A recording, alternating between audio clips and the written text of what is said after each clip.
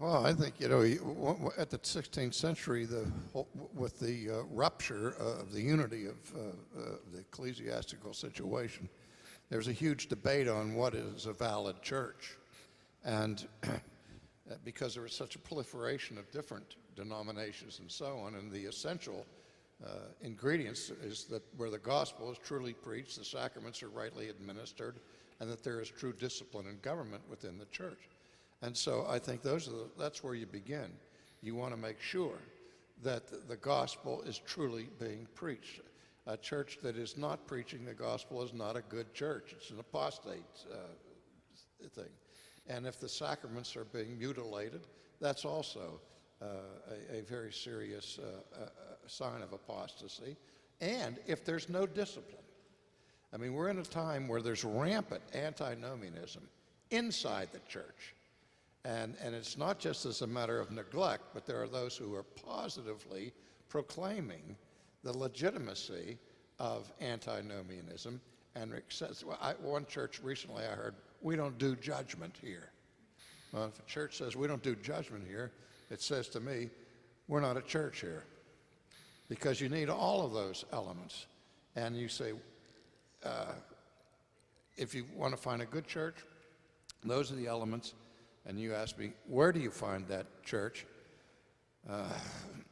We hear that question all the time because there are so few examples of true, authentically godly churches. And I'll just say, whatever it takes, find it, because they're there, and they can be found. And there are lots of good churches out there. I'm tempted to say that First Presbyterian Church in Columbia is a very good church because it serves really good coffee. I don't mean watered down church coffee. I mean the real stuff. And so that Acts 2:42, I think, they continued steadfastly in the apostles' doctrine, fellowship, breaking of bread, and prayer, and the prayers. And I think that's Luke telling you something about what are some of the marks of the church. One Holy Catholic Apostolic would become marks of the church, the right preaching of the word, the right administration of the sacraments, church discipline would become Reformation attempts to say what makes a good church. 9 marks today, Mark Dever's organization and so on. I mean, that's another attempt to say here are 9 things to look for in a good church. But that's a really good question, and we find people asking that all the time. What makes for a good? What are you looking for when you're looking for a new church?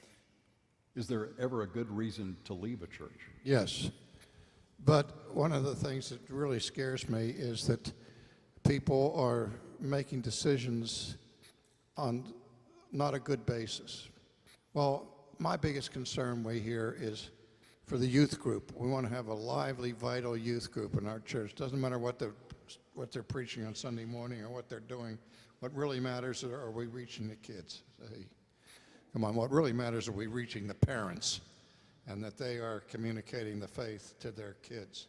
And so I think it's extremely important what happens Sunday morning for corporate worship, where we're instructed by the scriptures and we gather together in fellowship and prayer and those sort of things.